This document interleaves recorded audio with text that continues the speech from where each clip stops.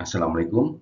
Kali ini kita akan bahas tentang investasi antar perusahaan dan dampaknya terhadap pelaporan di neraca. Ada beberapa catatan di sini bahwa pada dasarnya setiap PT pasti dimiliki oleh lebih dari satu pihak. Disinilah kemudian muncul pihak mayoritas maupun minoritas. Dalam konteks ini kemudian ada sebagian para minoritas tersebut yang kemudian mempunyai horizon jangka pendek atau jangka panjang. Inilah yang memberikan perbedaan perlakuan pada proses pembukuannya nanti. Kepemilikan di bawah 20% akan membuat perusahaan menggunakan pencatatan available for sale atau held for trading. Keduanya menggunakan fair value method atau pada harga pasar. Tentunya ketika saham yang dimiliki tersebut ada harga pasarnya. Kemudian pada porsi yang lebih besar, di atas 20 tapi di bawah 50, perusahaan dianggap mempunyai pengaruh signifikan. Mereka dianggap cukup aktif walaupun tetap minoritas. Metode yang digunakan adalah equity method. Yang terakhir adalah controlling interest, di mana perusahaan memiliki lebih dari 50% saham. Mereka harus mengkonsolidasi anak perusahaannya ke dalam induk perusahaan.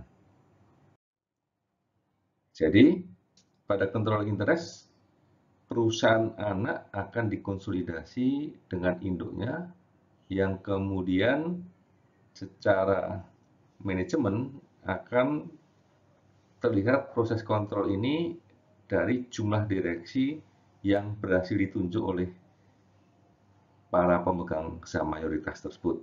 Inilah bentuk dari kontrol yang sesungguhnya. Sekarang kita khusus akan melihat bagaimana pengaruh kepemilikan minoritas pada laporan keuangan neraca. Kita lihat ada dua kemungkinan pengaruh investasi keuangan pada neraca.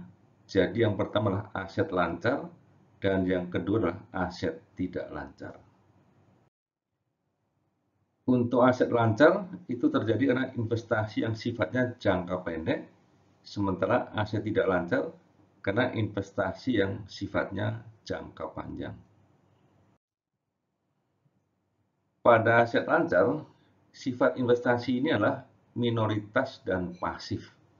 Jadi di bawah 20%, metode yang dipakai adalah metode trading dan available for sale. Jadi perusahaan dianggap memiliki sejumlah saham yang tidak mempunyai pengaruh signifikan dalam keputusan di RUPS. Sehingga di sini metode yang digunakan adalah available for sale dan trading.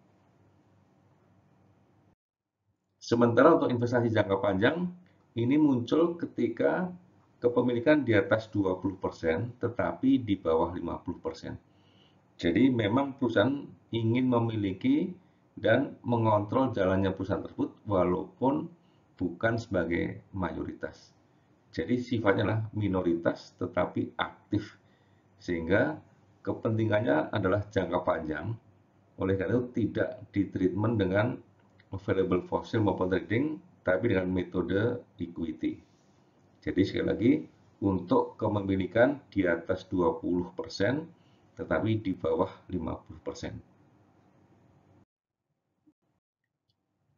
Baik, jadi sebagai catatan akhir, kita lihat bahwa kepemilikan saham ada mayoritas dan minoritas, sementara yang minoritas bisa bertindak secara aktif maupun pasif tergantung dari jumlah kepemilikannya nanti. Yang pasif dianggap memiliki untuk jangka waktu pendek, kapan-kapan bisa dijual, sementara yang aktif itu adalah untuk kepentingan jangka panjang, mengontrol jalannya perusahaan walaupun bukan sebagai mayoritas. Demikian, semoga bermanfaat. Wassalamualaikum warahmatullahi wabarakatuh.